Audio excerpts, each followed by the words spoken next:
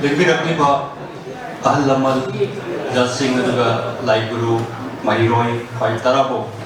writers forum Imphan gi maikei gi aham maktada kai kunna bokse boi baina tarawna okseri ngasi ya faraba in singaliga suna kun mangagi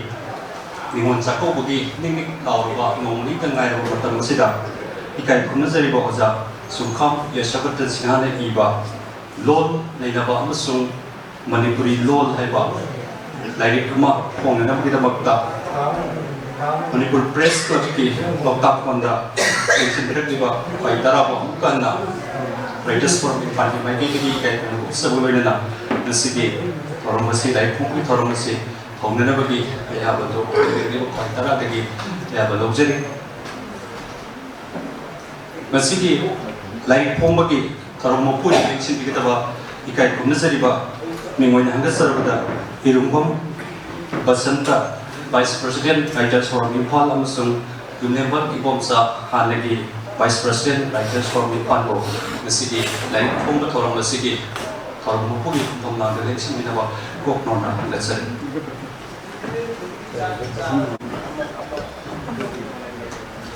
kai kumna sariba hanagi Vice President amadi hausil se Vice President oina lebiriba Oza anina sigi forum sigi forum bupugi phomnanga sigi khrugi tungda ikoi writers forum Imphan gi hanadagi hongna dai thongbu gumba forum sinasi maira sukatpa dugalenya sinba aino base captain sinase ikoi yamba tawduna lakte maram tuna sisu yang samna ikoi ingeti ko khoi tarabo taram kokku duaro tabina bugna makta kokmana besari moran them Notila, also Senate Secretary na tawgo biriba yamba bomasigi gebirti ko khwai tarabo taram okko yoro taminaba angasari ikai khumezari ba tamo ani irong basanta amasung millennium ibomsa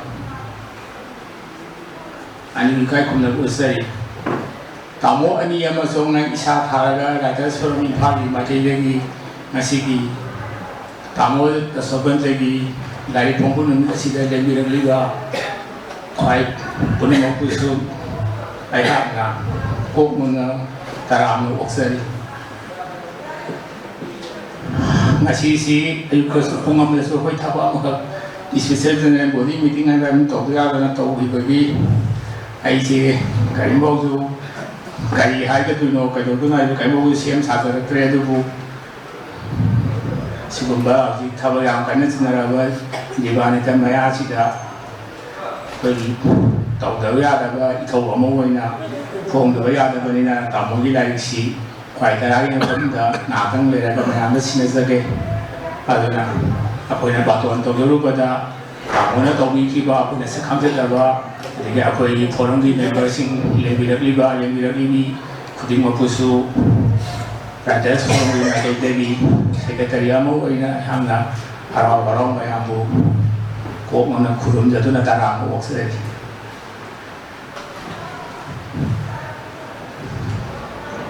Aina thotona masakta terbesu sungham jasoban sing Manipur dalaiba linguistic ki mahiroi sing wajah sing adi sakham naba professor amani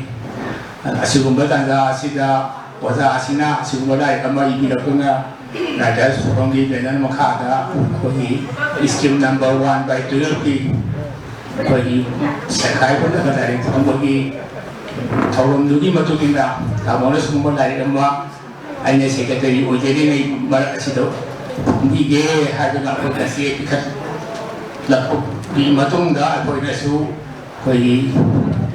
lagi pembeli komite sing dena di puri bulan mayang guna ya orang tu dah tamu di dari nasi ada sebelum baru ina sani yo kutu suam masih amu ina mayang itu dah si betul tu sudah ada kan ai pun maksudnya mayang lagi amu ina 아니 약간 못들게 땡기고 Modern Camp Mukti Student Secretary Writers Forum Impana Nipirikliba Za Library Pai Tarabo Taram Hopi Waro Thambira Pagidamukta Mukana Tagasari Hozik Pungpam Masi Oza Singkam Yesabatan Iba Lo Nainaba Musung Manipuri Lo Haiba Tungi Mirul Singda Adu Hoziki Mirul Singda Kaptuna Tana Tungi Mirul Singda Karena Balai Kama Oyo Kadaba Sigumba Lai Gasi Lendari Bak Paitara Kumanda Pungpok Nabidama Tanzadu Yor Lendra Mudana Lai Gasi Aiba Kai Kunazari Oza Singkam Yesabanta Mati Lai Gasi Pukuna Mahabada Publisher Wabiriba Just for Impandi General Secretary Legiba and Nordila Pambak Dr. Lekat Nova Nasai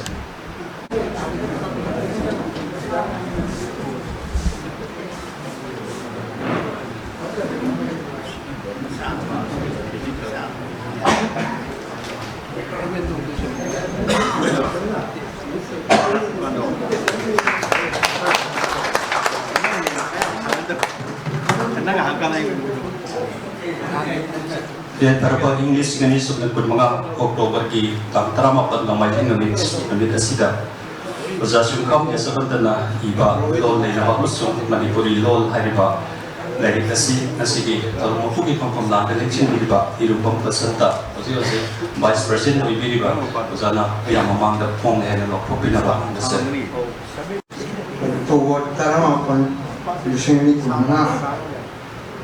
Nomai ini Numit asida Writers Forum Impana Sinde lanjutnya Pangkok Seriga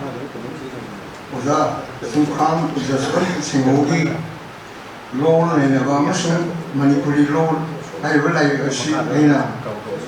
Ikai Kunuju Jeriba Invitation Yoma Gat Pongdok Le Aina Lok Sukses Tagasari nasi torun maupun yang sendiriba hal besultana diberiba kuaitara di mapunda uzagi dari kasi kong yang lampok birom di demanta torun masih makatar poina nasi dari kasi ko ibiriba kayak komisari bazungkam biasa betana dari kasi idogi inggerba parol karan tambina ba ngasari yang hanba maktada lebih dari ba pun mampu ina kok menjadi lari kasi kong na bokot na gada challenges maya ma lagi ahan ba challenges sidi ay na sum uzabada koi loan ga adegi korirong ga language and the literature se mari isang sandada batong na to hai si yung na ga dum ho re aigi oiba iban se ai bagi warung si bawa kita bisalu bada yang putih atau apa sain tadi kari kena gino hai betul ko aina lambak panggung putih nasadi atau kita tadi thawai yang na pai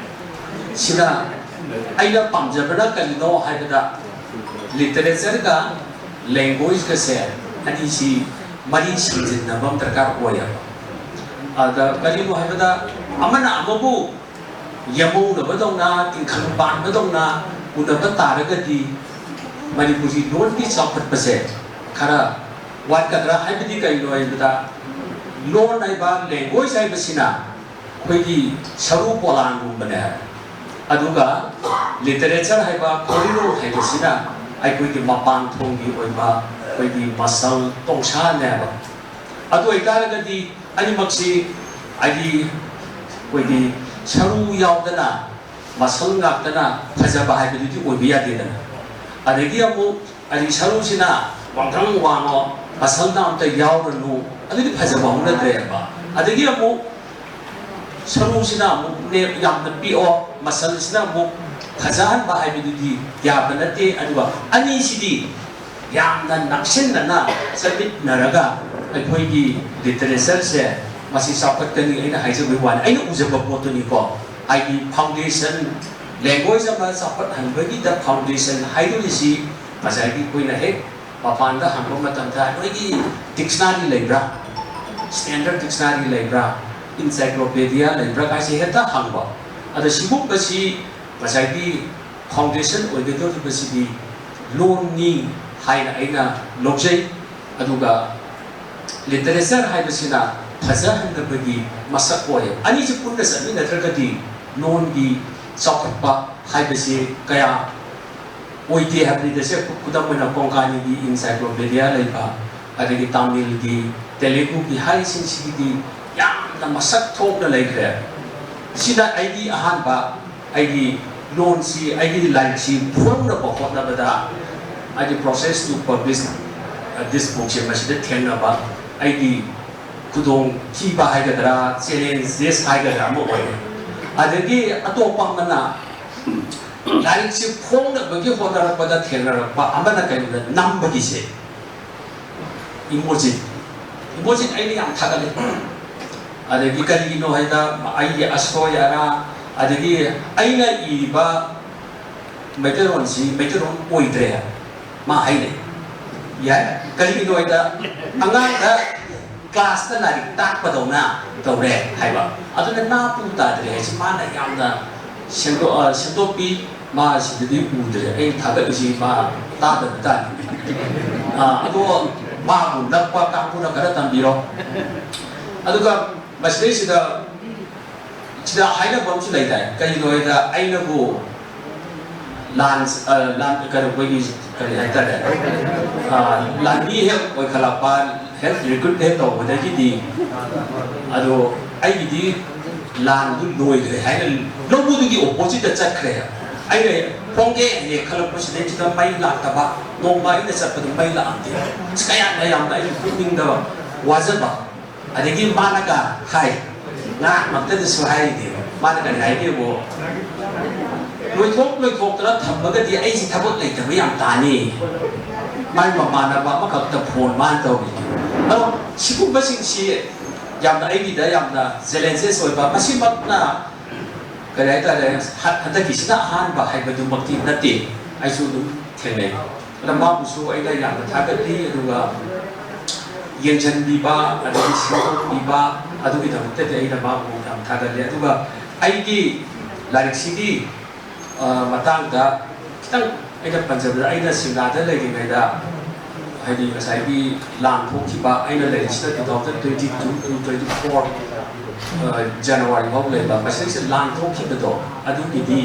aina yang kui ba matam da ta ba ai se sarana ko opum ki amma opum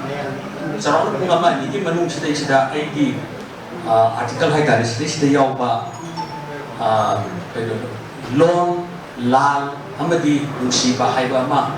i kia ba adu di yang na ai ki karai ta de sida thoi ba ai ba di u ba phang tra ba adu ko ai na ada le ni ngai di matam du da ai ma da phau ni ba do madu di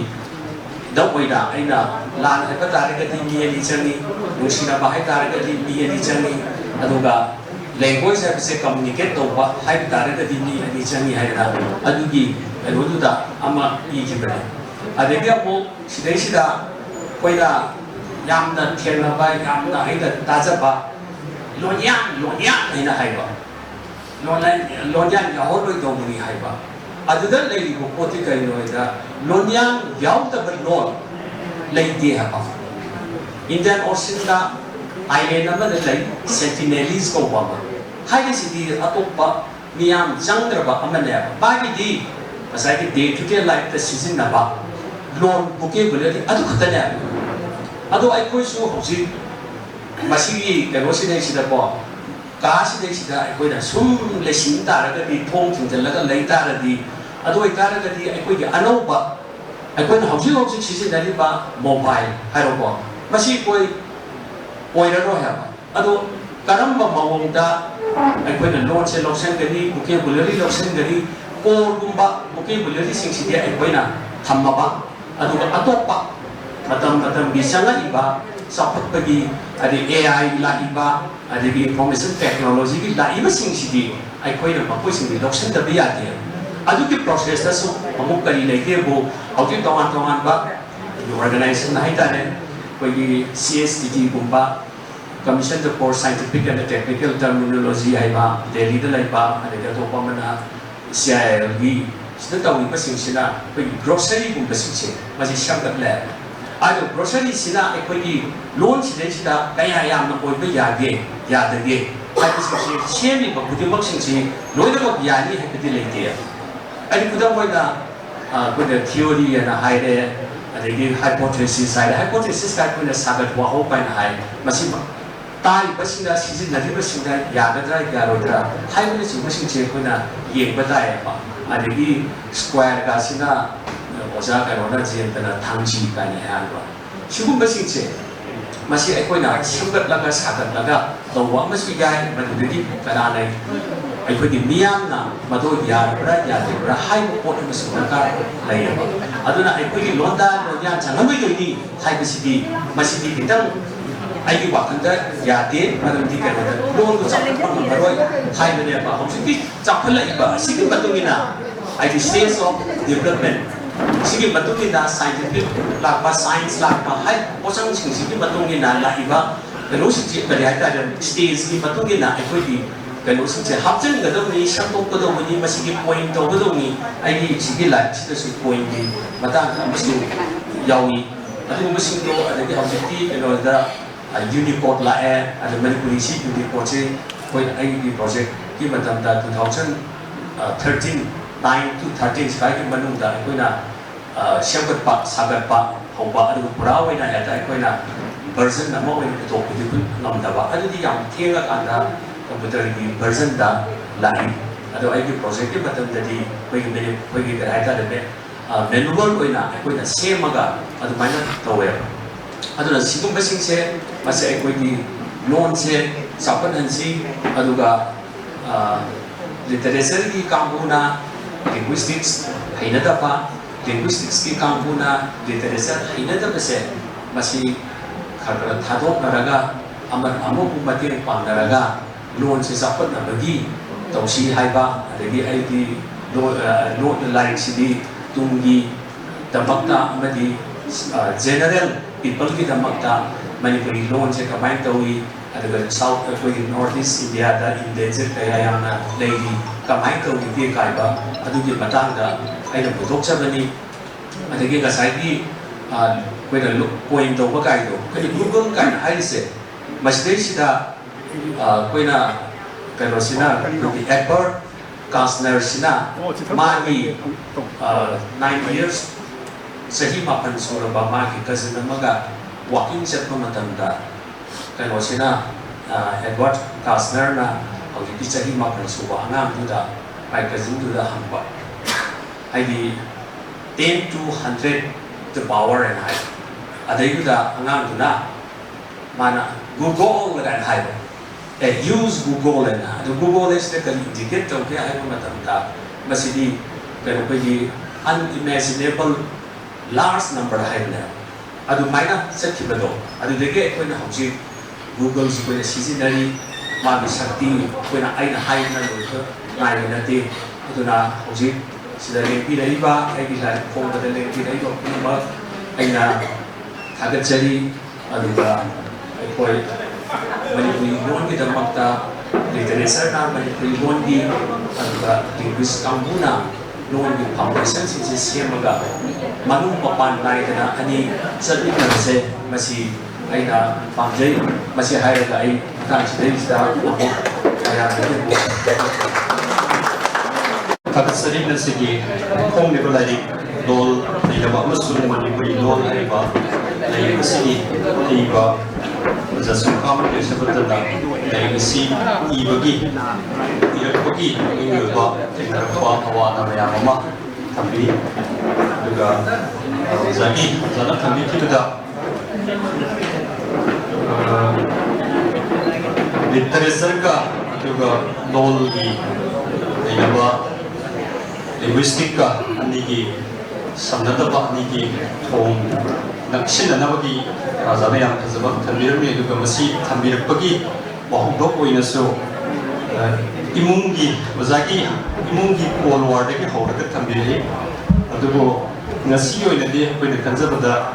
Zagi imuki meeting na ngasig lari ko mo siya na saw na tayo dalawi ang sungam na pasana pero to bi mamiti tayo sinabuta sama semua zagi menunggu tarik sari kalau masih maka satra koi na nasipong ni ba lari kasigi maramda Dr. Wahengam Subhasatra Luang kong kara tambigani uzana tambigani ba topik ti lol naina bagi taibangda suntham yasaban tagi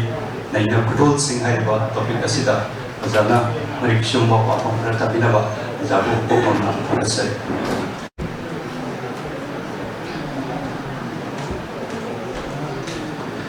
Nasigi lai pom gi throng sida chok ya bi ba pai punamapu amadi ambak tattaling sin bi ba Vice President in Bom Basanta amadi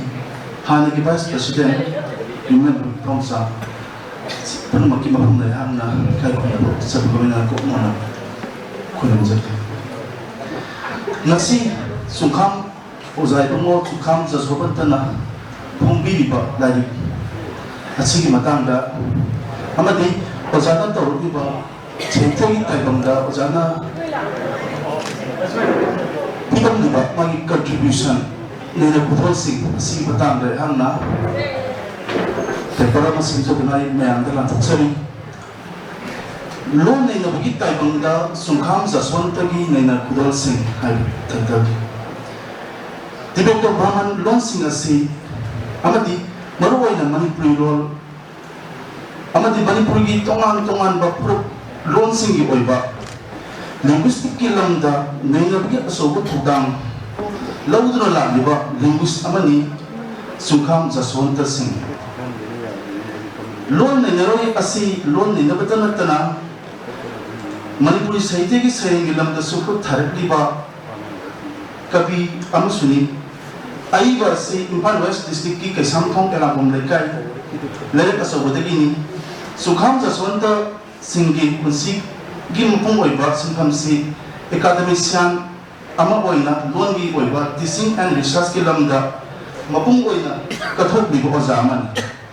oza si Manipur University gi linguistic department ta matam sangna professor ama oina mahiro singbu tapi tambiduna amadi scholar kiabu kaya busu lonin longi aku pon nina kangon sing amadi tongan ba lon sing nina bigi lamda namjing lamta kuno labi ba oza ama koi betul tena university asima ki linguistic department dance and music department fine arts department ama sung foreign language department hai ba department sing sida head of department kyar khanna oira khare masida sunatana university asigi din School of Humanities amadi Dean of Student Welfare gi phamsing supai bilam University asimati Executive Council Finance Committee Academic Council dasu member amadi University asimati tongan ba committee kya dasu chairman oyamki Scheme for Protection and Endangered Language SPPEL amadi Central Institute of Indian Language CIIL Mysore New Education Policy sing the su moroi ba member sing oiki asida sunat Tribal Research Institute Government of Manipur the su member of advisory su oiki Professor Sungkham Jaswanta na hausi phawa sida tongan ba lon singi linguistic feature kaya kumna nena dana abadi sagai punba lon singi lainari ba marina singba singi hiramda yamna kupthaba nena kangon singda academic oiba wakya tawduna lakdi Professor Sungkham Jaswanta na lon nena bi taibangda linguist ama oina pagatna lakdi ba thawang amadi nena kudol singsi sok mga thongna khairokuna thamjage ahanbada luagi oiba idyan amadi foreign fellowship sing Hing sok di singa mga sangapan marfu mga ka Czechoslovakia Slovakia ki sedang leiduna tahun ki exchange program da Serbia ki adagi English singa mga sangapan magdama dagina mo datro policy London University School ki School of Oriental and African Studies ki Commonwealth Academic Staff Fellowship Sufang ki ꯏꯪ 2006ꯇꯒꯤꯅ 2007 ꯐꯥꯎꯕꯒꯤ university ꯑꯩꯈꯣꯏꯒꯤ ꯕꯔꯀꯂꯤ ꯀꯥꯂꯤꯐꯣꯔꯅꯤꯌꯥꯒꯤ ꯐꯨꯜꯕ꯭ꯔꯥꯏꯠ fellowship ꯐꯪꯈꯤ ꯏꯪ 2007ꯇ USAꯒꯤ university of ꯇꯦꯛꯁꯥꯁꯀꯤ Manipuri ꯂꯣꯟꯒꯤ data ꯄꯤꯕ ꯑꯃꯗꯤ ꯅꯩꯅꯣꯏ ꯑꯃꯁꯨ ꯑꯣꯏꯈꯤ ꯏꯪ ꯁꯣꯛ 1912 ꯑꯃꯗꯤ 14ꯗ Indian Institute of Advanced Study IIAS ꯁꯤꯝꯂꯥꯒꯤ ꯐꯦꯂꯣꯁꯤꯞꯅꯆꯤꯡꯕꯁꯨ ꯐꯪꯈꯤ ꯑꯅꯤꯁꯨꯕꯗ ꯂꯥꯟꯈꯠꯈ꯭ꯔꯕ ꯂꯣꯟꯒꯤ ꯑꯣꯏꯕ ꯄ꯭ꯔꯣꯖꯦꯛꯠꯁꯤꯡ ꯄ꯭ꯔꯣꯐꯦꯁꯔ ꯁꯨꯡꯈꯥꯝ ꯖꯁꯋꯟꯇꯅ ꯄꯥꯏꯈꯠꯈꯤꯕ ꯂꯣꯟꯒꯤ ꯑꯣꯏꯕ ꯇꯣꯉꯥꯟ-ꯇꯣꯉꯥꯟꯕ ꯄ꯭ꯔꯣꯖꯦꯛꯠꯁꯤꯡꯗ Major UGC project oina Endangered Dialects of Manipur haibasigi manung changna Tarau Garmar, Moyon Garmar, amadi Mosang Garmar, Koireng Garmar, Sute Garmar, Pongmoi Garmar, mapung phana langkhatki ICSSR di project ama oina a study of tribal language of Manipur haibasigi manung changna Rongmai Garmar, Inkui Garmar, amadi Pongmai Garmar, mapung takna lusindra langkhatki. DIT na sponsor tawba project ama oina Department of Northeast Wetnet Manipuri langkhatki. UGC ki major project ama oina a study of that language sector langkhatki. DIT na sponsor tawba project ama oina Cello Parser Tools for Indian Languages. University of Hyderabad Indian Language Corporate Initiative Jawaharlal Nehru University Mother Tongue Survey adagi Registrar General of India Kolkata amasung Manipuri Dialect Survey CIIL Mysore hariba project asi mapung phana loisinduna langkhatkraba ngakani ahum subada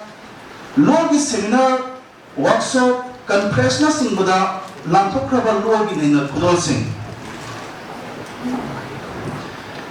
Professor Sungkham Jaswantana Tibeto Brahman loan singda maru oina Manipur gi singmi tamigi oiba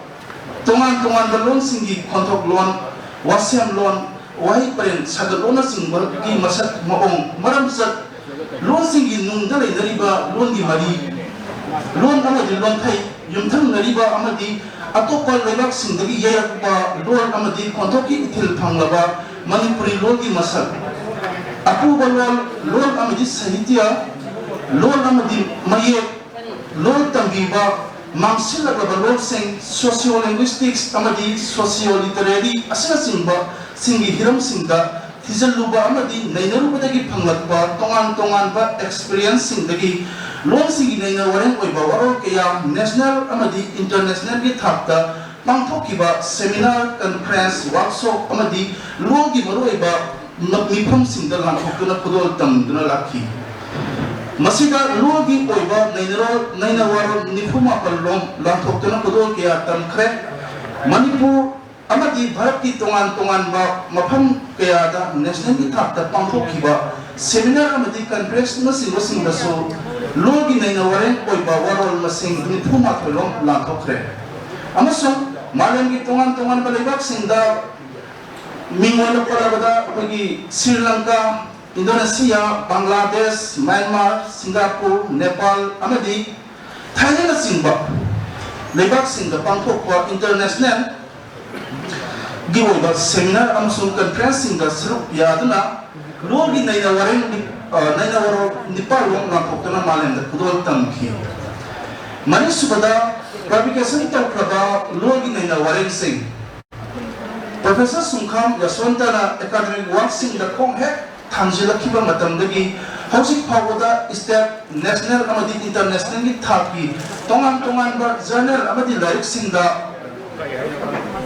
Tibeto Brahman loan singi naina wareng sing maru oina Manipuri loan Maitai loan amadi Manipur gi tongan ba tribal group singi loan kaya da yumpham oiduna naina kraba loan gi naina wareng singu Pondokuna malemda kudol kaya tamduna lagli national amadi international ki thaki tongan ba journal singda logi oiba naina wareng yankhai gi mathakta phongduna malem miyam da kudol kaya tamkhre mapal lebak singda phongba journal singda Taiwan gi monograph on modern linguistics Thailand gi Southeast Asian linguistic studies Prague ki Arctic Oriental ni adagi Berkeley California ki Linguistics of Tibeto-Burman area Tokyo ki Journal of Asian and African Studies Osaka Japan ki International Conference on Sino-Tibetan Languages and Linguistics Osaka Japan ki New Horizon in Tibeto-Burman Morphosyntax Thailand ki Mokmar Studies Nepal Kathmandu ki Themes in Himalayas Language and Linguistics Australian National University ki Northeast Indian Linguistics High Version amadi lai na singa tongan ga lor ki nei na waren kya phongduna malen da kudon tamduna lagni mga subada lamjing lam takiba lon nei na bagi research area sing Professor Sungkham Jaswantana lon nei na bagi lam sida PhD research scholar kya bu lamjing lam takuna lagni Oza Sigi Lamjing Lamtaki Makada Research Scholar Kun Gohundoi PhD Awardee ko na puthokre Lamjing Lamtaki wa research area singudi work formation of Manipuri and Tangkul a comparative analysis borrowing in Manipuri contrastive analysis of Manipuri and Hindi works Kaksin dialect and linguistics analysis a descriptive grammar of Paula Tense aspect mood in Manipuri morphological analysis, a descriptive grammar of Zhou. What enabled multilingual Manipuri dictionary, Tangkul grammar, Manipuri clause structure. Romani grammar, the syntax of Manipuri, a contrastive study of word formation of Manipuri and English. Sente grammar, structure of Thangal. Etymology of loanwords in Manipuri. Sentence structure in Manipuri, English and Manipuri. Manipuri verb. A descriptive grammar of Swapre. Word formation of Ukisin. A descriptive grammar of Aimol. Speech community and sociolinguistics sense of Kunpung Tangpul. Asa singba research areas in the Professor Sungkham Jaswantana research scholar ki Lamjing Lamtakuna lagni mani taruk subada laik wal na phongdok kraba logi nei na kudol sing Professor Sungkham Jaswantana hauzik phawada logi nei na bi taibang da sansinduna Manipuri lol amadi tongan ba Manipur gi furuk lon kaya nei na duna puthorapri ba laik sing ase punna mapan sukre Nasi Pungasiga Targati Punna Tara Subhayado Puntarban Nasi Pawuda Pankava Lake Sing Hangana Yakatserubada Insert Lissing Ani the Manipuri Gama ML Gupta Rajas publication Napongi English version da Adagi Insert Lissing Ani da Tara Gama Agansa Publishing House New Delhi Insert Lissing Ani Tara the Korean grammar Akansa Publishing House New Delhi Insert Lissing Ani the Sumatrana Longmai grammar Rajas publication New Delhi Insert Lissing Ani the Tara Tare Manipuri machine translation Linda publication Impal co-author Insert Lissing Amaga Lissing Ani the Tara Mapan Manipuri Sincere si co-author ni Librarian Communication Impal Insert Lissing Ani Kun Manipuri grammar Bengali version Librarian Communication Impal Insert Lissing Ani Kun Manipuri grammar Maintain version Librarian Communication Impal Mapan subada Manipuri Insert Lissing Ani Kun ganito Manipuri syntax akan sa Publishing House New Delhi Laising asing manunda Manipuri grammar English Bengali Maintain version sing Aduga Tara grammar Korean grammar Longmai grammar hariba Laik sing sida Law sing asibu mamalo oy nangangiba Proof sing oy history Samas na drama Kumay sing Amasung law sing linguistic research sing Law sing dugi oy script Contract loan Wasem loan Wahid pareng sangbat loan Grammatical structure sing Social grammar Milaw thagaw na sing masing oy ba Law dugi oy ba masak maong Amati maramsaksingi maramda nainaduna puthokkiba lairik-singni aduga Manipuri Machine Translation amasung Manipuri Synset hairiba lairik anisida luangi Machine Translation gi tongan system sing Maitai Mayek Speed masigi Unicode sing language technology wordnet computational linguistics Manipuri language technology asina single singi lamda naina kraba lairik ngaptani Manipuri syntax hairiba lairik asida Manipuri luangi tongan syntactic property semba wahai spring singbo yang nakupthaba kanglon amadi masak maunga singba singda maram da naina dana phongkiba lairik amani aduga ngasi phongliba lon insok lising ani ga kun gamanga ngasi mak phongliba lon naina ba amadi Manipuri lon haibasini suba Manipuri seringi kudol lairik sing linguist Professor Sungkham Jaswantagi punging wakalda lon naina batam nattana seringi oiba saitegi ulsu ulakidaba natte lon amadi saitegi thadoknaba yagaba mari leibagum ai bagi mafamdasu linguistics amadi seringi ul anise punna maningtamna senthak minarakpagi matau sing uba phangi masinattana ohalakibani aige leikangla insok lising anigas taramari Leuran san Cross Civilization lising aniga taramapan Writers Forum Impal alagi amadi nang ay insok lising aniga kundamato Liberian Communication hariba laising asini ayo mana mapan gisa ko labalubak yaga koina salubadagi thengarakpa malemgi lebak singda miyamna mariba amadi mazak tigidama thamoy sengna masagi oisawa thinadana thabak tauba urubada ayi bagi mama lebak Manipur gi marisa singna tawriba film singduga adukki matik khena basingdu ningsingrubada thawai wajaki lekang laga pangkha koiraba mama lebak pu afaba asum balamida pur ningman badagi piendaba ningomdaba wakal singdagi phaurokiba koirekiba serengilai ni ayi lekang la Lising ani datara nipal da Manipur University gi matam gi Vice Chancellor AP Pandey gi matam da thokiba wathok gi oiba girang da sahi duma gi September thada Professor Sungkham Jaswantabu phadna sajiwa kesum sangda mit kum tarungi rom leiki Manipur gi lengak niti asau angam athau asau asang sing gi damsat sajat longnam nam thak napu ha phugi sakti na singda sina achauba awang bas sabitya ama oina leigadaba amagum leigadaba Manipur University bu leiyum da phumjinduna leiron chanchilakaba phawbada khoyang kho shauna bagi wakhalo dagi ohelakhiba serengi laini leiron chankraba civilization sereng laik sida yawiba sereng kunga mathoidi kaisum sangda leini manungda ikiba sereng sing malengi leiba ayamada COVID-19 na laisak Laina laicak thuna sandoraktana asi anatana thallaba malem ama koireklabada ai bagi pungning wakalda awaba leita da bagi phauki mirba jatibu kanjaning nabasu madugi pangal amadi asana ma mi samkrabada asukkuina harat tayamna nusinana tana thanaba leitana samina dana lakdiba thawai da haksana kaina bagi matam haibado laglagada haibi sinadaba ngamlakdaba matam Karigumada thawai da haksana kaina krabadi pusi kumsat samina riba nusi krabi taloi nusi krabi isa sing nusi kraba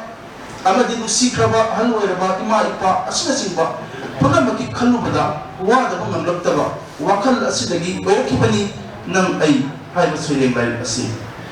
asagumba saitigi phazaraba kudol kaya lai oina puthorokigani haibigi thazaba thamliba aiba amasuni ai bagi lon nei bagi larik tara amadi sereng larik ahum punna hujik pawada larik tara ro hundoi kudon tam kre ngase phongliba lon nei na amadi Manipuri lon Professor Sungkham Jaswanta gi lon nei na bada yumpham koidana phongba larik tara suba larik lon nei na amadi Manipuri lon haina ngase kudon tamjari ba larik asidi luwal yo ba makhal kaya gi wareng singna pareng lengdana sagalaba apung parab lai amani haini lain asin asina academician scholar amadi mahiroi singata natana ngasigi kunai de hingingari ba pung kudi mangna manipuri longi lamda samai phaduna khangjambada kana horogadaba hiram kayagi tin phang oiraba lai amani nauna phongi lai asigi kana raba fajaraba mahawdudi paminaduna ai punna phamminarasi matang asida haki horor matang asida sinjari Thalatsani oza Dr. Wayanpam Subhas Chandra Dawang Mari Sumna Lol Nainabagi Taibangda Sungkham Yashabanta Amasung Maki Nainab Lol Singai Rehinam Sida Zana Mari Sumba Tambiram Bagi Pramukan Thalatsani oza Bo Isda Function Symbol Om Hamidaba Ngatsari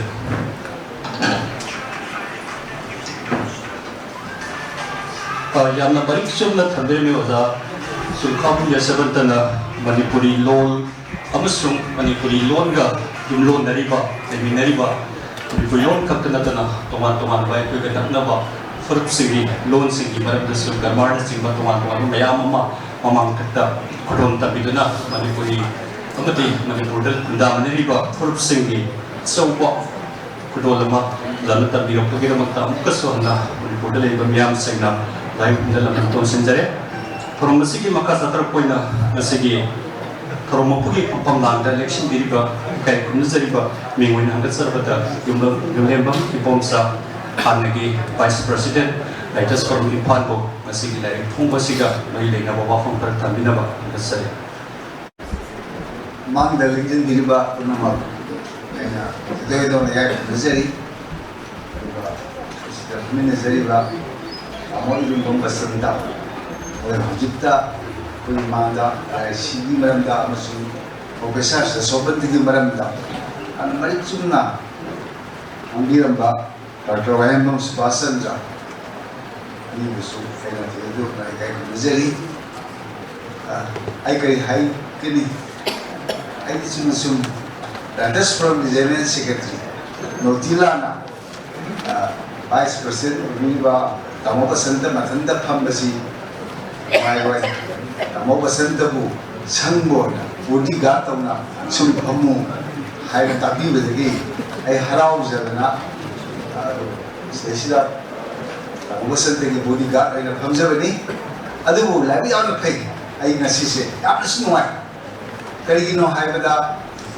I Nas Anboina, Dr. Wayanpam Subhas Chandra Masaku Bokanzaban. Anboina, Aduka, Martin Pazerba. Mapungpawa, waron jindawa pangjingse. Si makata ayam manajay.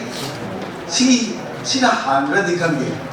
Sungkham Jasopan tagi, Professor Sungkham Jasopan tagi. Lai pongmuda ay gumba manaka matak sila pamna yaw pangse. Masi ayje handaki mapoksi. Amna pharna polo panina ay saidanda thagase. Mayamna hena hojik tabi gre, khangi gre. Kogi Subhas Chandra Happy Hero. Jasopanda Nakali Dawi. Haizapan. I can't do my armor. Siama Tabaktawa, Siama Kandus Diva. Manipuri lonely the Muta Siama Tabaktawa. Nupama, Hoi, Zamzamna. Let me listen to Sapa. Kayana Lam was at Nupama. What is Udrele? Aku ingat tak, mana mata kini jam-jam nak pagi tahun ni, ada buat tu orang nanti. Aduna, madi university, semua jauh di Jawa, doa yang jauh masih nuai ni leba, nipa amoy na. Kalau betul, madu koyam dah. Asuk imat aku sudah pamit bersih mana dah. Dah nak tahu tu apa, mana hen kerja ni le. Pamit bersih jadi nama sebut itu, nak kerja macam deko. Aina kerja berkasih di mana dah. Sungkham Basanta Dona, Manipuri Loni the Muta Tabakoba, the Roman York, Mane, Kakanit of Navagani, a Marco Rivamayam said, I think Nasika Tiko Mayam, you come in with you, a quick Subhas Chandra, hiding the conjurer. I know, had I look at them now, Dona, or Dona Kalam is open the day. Nasi the Yamsha Tiki, I do the cat of young Hangatzer. Maxi imungsi tas cinema, tas sopan dapat hendak na, tas sopan di imungsi, ꯑꯩꯈꯣꯏꯒꯤ ꯃꯅꯤꯄꯨꯔꯒꯤ ꯑꯣꯏꯅ ꯌꯥꯝꯅ ꯃꯔꯨꯑꯣꯏꯕ ꯏꯃꯨꯡ ꯑꯃꯅꯤ ꯍꯥꯏꯅ ꯑꯩ ꯉꯁꯤꯗꯤ ꯂꯧꯖꯩ ꯀꯔꯤꯒꯤꯅꯣ ꯍꯥꯏꯕꯗ ꯖꯁꯣꯕꯟꯇꯒꯤ ꯏꯕꯦꯝꯕꯨ ꯑꯣꯏꯕꯤꯔꯤꯕ ꯃꯌꯥꯝꯅ ꯍꯦꯟꯅ ꯈꯪꯕꯤꯔꯕ ꯗꯥꯛꯇꯔ ꯅꯥꯀꯣꯝ ꯑꯔꯨꯅꯥ ꯃꯁꯤꯅ ꯑꯔꯨꯅꯥ ꯑꯁꯤꯅ ꯃꯅꯤꯄꯨꯔꯤ ꯂꯤꯇꯔꯦꯆꯔ ꯃꯅꯤꯄꯨꯔꯤ ꯈꯨꯟꯅꯂꯣꯟꯒꯤ ꯇꯧꯔꯤꯕ ꯊꯕꯛ ꯃꯌꯥꯝꯁꯦ ꯑꯩꯗꯤ ꯑꯔꯨꯅꯥꯅ ꯌꯥꯝꯅ ꯍꯦꯟꯅ ꯇꯧꯔꯕꯅ ꯍꯥꯟꯅ ꯈꯜꯂꯝꯃꯦ ꯑꯔꯨꯅꯥꯅ ꯀꯩꯁꯨ ꯍꯦꯜꯂꯝꯗꯦ ꯖꯁꯣꯕꯟꯇꯅ ꯍꯦꯜꯂꯕꯅꯤ ꯉꯁꯤ ꯑꯗꯨ ꯃꯣꯏ ꯑꯃꯅ ꯂꯤꯇꯔꯦꯆꯔ ꯔꯣꯝꯗ ꯑꯃꯅ ꯂꯣꯟ ꯃꯤꯡꯅꯔꯣꯝꯗ ꯑꯅꯤ ꯑꯁꯤ ꯄꯨꯟꯁꯤꯟꯅꯔꯒ ꯌꯥꯝꯅ ꯃꯅꯤꯄꯨꯔꯒꯤ ꯊꯕꯛ ꯇꯧꯕ ꯏꯃꯨꯡ ꯑꯃꯅꯤ ꯃꯅꯤꯄꯨꯔꯒꯤꯗꯃꯛꯇ ꯑꯩꯈꯣꯏꯒꯤ ꯑꯆꯧ ꯑꯆꯧꯕ ꯄꯣꯂꯤꯇꯤꯁꯤꯌꯥꯟꯁꯤꯡ ꯃꯒꯨꯟ ꯂꯩꯔꯕ ꯁꯛꯇꯤ ꯂꯩꯔꯕ ꯇꯧꯒꯦꯗ ꯉꯝꯃꯕ ꯄꯣꯂꯤꯇꯤꯁꯤꯌꯥꯟꯁꯤꯡꯅ ꯇꯧꯔꯣꯏꯗꯧꯕ ꯇꯧꯕꯁꯨ ꯉꯝꯃꯔꯣꯏꯗꯕ ꯏꯃꯥ ꯂꯩꯕꯥꯛ ꯑꯁꯤꯒꯤꯗꯃꯛꯇ 이문시 이미 시작된 것을 마치 앞으로 목을 못하겠던 앞에 가나 못하겠으니 목을 부르면 앞에 가나 부르시게 셔티 레바 에보나 그런 하야가 지는 잠시만 한 것인데도 그런도 저를 저 소문들이 마다이 나오고 있는 거죠.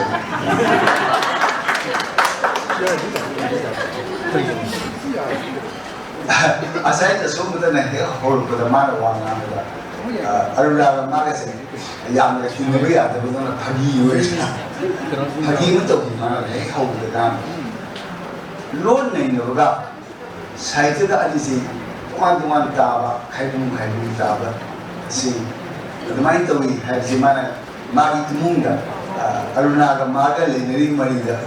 우토가 양마요 파기면 또기 뭐지 숨나기 파기니 마마니 갈등 다이 따대 하이세 야문 칸이 아르나 하이바 거기 보는 게 금년이바 아주가 머니푸리도 싸우고 사고 또이바 마양 그런 게 금년이바 잡다 프로페서 아르나 나시에서 이제 소번들이 그 부모님 미서다 아사이가 꼬지에 이제 알아고 미시시 시도나 썸점바 발렌티아가 우리 마사도 나마라 마양 시시도 꼭드나 저들랭 제루선도 범유 나이나 떠우리바 아르나 아시고 저소번들은 뒤나베야 하는데 어떤가 하기 또 이부터 누가이 모두 마반 통기니 지금 누가이나 하이베니 그러나 앞으로 이럽시다 저소번들 뭔가 하나가 마양 돌아 버리 아고는 나이 리터러시기 lam 같은 나타나 기름 부든 것다 뭐가 미세 art and culture literature 어떤 나타봐 society समाज की चुनाव की थरुटा मखोई दोना काटोपा में यावना थरुट तो वा फैमिली हाइटा इमुंग मनंग मसिक याम लागदी अखोई ऐसी मुसी याम तो बगुल लेबा अलिते बगुल मिस्त्री याम हेदन लेबा अमा पिया बसु मी मसिक याम बसु मयाम ना कीदो हमदबा उबा फुनाई हाइरो आइदी country को है country मचामा और भी हम देने से खाली अगर आपको इसकी सोच में आपने हंजन है ना बदलने आपको इसी आई ना महल है ना हल लगा मंगोन जाओ जिसमें लेके से मान तो विदेशी मम्मीदा मान हाय दोस्त इसी लिए तो बहुत आपको जो हाय भाईदा मान तो कोई तो विदम ने कोई जो मम्मी का है ना मीन ना तो बस सीधा तो बस अखोई कांबूसे मैते कांबूसे मिठा दिदाबा आई छु गमे मा तविदो आई तो विदबो वानी हाइरु मुगी छु मिठा दिदम छु याव या बस बेनमा नसी बतंगे मिने तो वा बथन तुगी मतुम इंगरा मा मतें पावरा तो मिनर कांदा अखोई सियाम थोड़े कली न सुमाइना खली आई नाने सी कई आई खमी रंदो कंदरे अदो आई रसलपसदा एना जसोबंतबु थागतपदनतना अरुणा बुसु हनन थागनी अब याम तोबिगो मोय याम नापैदि बुगिदमत लोनि तोबिसे तुम मिरोना खंगे खंसु खमोय तोसुनु लेन दसो मामा बाबा थागो तोबसे दसो मामोय मिना थागतनाबा थागतपिदबा मिना हराउबिदबा एसि मरु ओइदे आइना पुचिनसेना आइना तोगदबा थाबसे मयाम गोइना आई इमुंगी सना लेनबा लौ लेसनबा मिमुआ वाखनबा नतबा mayang ko na kayo naman di ka na ako daw hindi naman kayo naman da ka na daw sa pagse to matanda lemak mayang na kandos tuksis 다른 데도 독특한 만화 방도시 아와 방도시 독특한 아이는 또 이거 또 찐찐아 문제기다 못다 셴니다 못도 또 보나다 매양 자는 날 거는 또 심한 더 매양 내 소리에 이 문제 아니네 또 보나다 심한 더 그때 이내 안 들으네 또 보나다 매양 거는 그 형들 가는 나가 또 보도 머드냐 머루에시 머드니 저 속은 때가 얼마나 또 그러지 미네 타나 봐 미네 지금 타나 또 보나디 뭐 탁보이지 나만 보리던 때는 뭐 가라 뭐 거기는 저기 전주 많이 들었다 저리면 마시다 뭔가 뭐 거기 보이나 아이는 힘이 바우디 뭐 무슨 타다가 힘세게 땡큐 가그서리 나시디 더러운 이 방법 나들 렉션 미리가 이까지 범죄서리가 그때만 이 범사 하늘이 바이스 프레시덴나 그 요런 다 이런 분들이 먹다 나시디 다음 주야번 나 사수에 질렀더래 이들나 이거이나 버튼을 생각하시기 위해서 로이드 리포버디 거기 내가 와강에다 사연 질렀기도 것이 수수이나 또 그리 하는 타자디에 또 슈도 비롯하고 아두가 오자로 와강바 하고 거다 배터리 시스템 각halakani sopidarsina daina loid repobodi marakta thapron hoidna the battery system dana loid bokta andawlabane tharsari ozabo loshilakwa siding asigi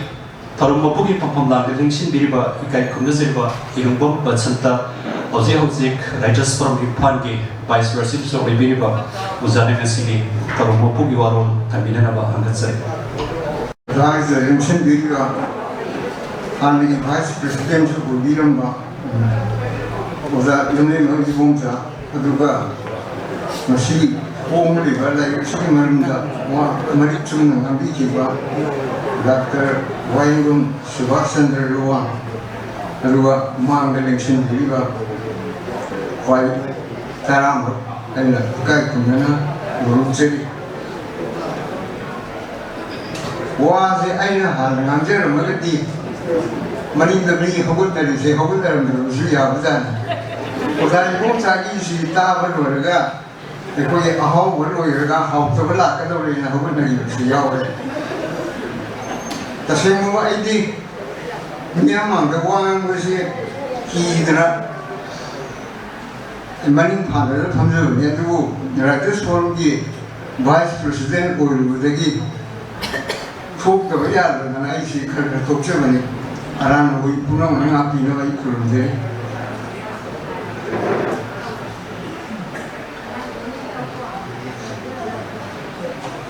Oza just one day like she Karma like no I go Ozaki Woman is your I matin father. Like I see my hero Amadi. Mission Singla Panabi Damta Linguistic Oiba Tulsim Yarim Kilo Tulga Putochevani like Chida Linguistics Kadino Role Karan Nene Manipurda Lord Kayagari No Easter Karam Karamba Lordsim Endanger Oilabagi Happinessing but you send some Munda to talk about Honazevani. Highway, but he encouraged the highway Zina was other Svantaji, linguistic Marna. A Kungo Kambuna Taba, something by Koyum the Shodum, line Kangam Gimoga. It opened in a tapi. Writers Forum in Hala was other Svantaji, similar like Uma, home of controversy, Writers Forum on Topna. La roba amani hai na ideology. Tapi tambiwada di uzasuna tapi tambiwada kanama tana gyanta daba tugdi. Todunga hai singo uzana tapi redi angan si mapun si suko kaudi. Ay wari makten lijege. English tambiwo uza magi masan pima lohongo. Ozashi mayu makai chao na lebenina magi luhong si magi wonu sida hongba aduna bi washroom ke tema masi mai mai si isi adun season na mai mana mai satra ma da imu ngasi long ba yau ba lai lengi da bi sin kin man da mafam si khang lo yau ma ni aduna dai si da letrin na ga I ga ke lo na ha satra sina adana to ga letrin na I ga ho da oza am chintele oza letrin di bana ga lo su di yau da adai di oza ingraz da mi bi ma di tam yi da adana hai bi na ibumo letrin da I yau ga ni nung tum ga bi da yau da ni sum ngai letrin da I yau ko hai bi ni ana si ma bun chi su ba letrin di bana da I yau ya ji kau ki aduna oza da sonda na puto pi ba lo na ya ba ma sum mani pi lo na yo la ga si pa sa tra sing na ma kun chi da lo ni ba na su kau kau lo ya wa phan si tham dar ga khurun de za hirubum basanta kagasari wagang ba mamagi wagang kuding disu space amamam gi marekta phagi singdusu hanjin daba phagi amamam hek tawing ngasi su yamna nuai ba wari mati ama thabiram prem kagasari loshalak pasidi lengrali ba pai tarabo tagat warol bibi namgida makta angatsari withdraw otelo auji hojek writers from ipangi joint secretary obiriba janana sigi lengrali ba pai tarabo tagat warol thabirana ba angatsari han namakta lamdam si kon bi ba mapuri bungo madi ye mabu writers forum pagi ma ke di thagat pungdok chari loina ngasi writers forum gi chani ka humpu suba oza sa sobundna iba loan ne na ba sumari bi loan hai ba dari kasi phopon mi kasi da thor ma pugi phopon na lik sin bi pa koi oza lebam mopsa amagi oza ilubam pasanta ani busu ngkai leitana writers forum pali makai diri tobimal khamba madi thagat pondok sari loina na lari asi maramda yam mamut tana nene bikiba apagi Dr. Wayangum Subhachandra Luang zu writers forum pali makai diri ngkai leitana anna thagat pondok sari loina na mang lingsin biriba laiburu gumlaba jasing amam joina min banjaga su hena mapung phan biriba sabra sabisin nasidi atuki mati mapung phana larisi phadana lebi yaina minasum chap tok jabada hol sidatin biriba masuma pada leiba sabra sabisin kunwa pusu writers forum pagi makai digi hanna na thagaba pungdok jari loina oza sapanta amadi apagi emoji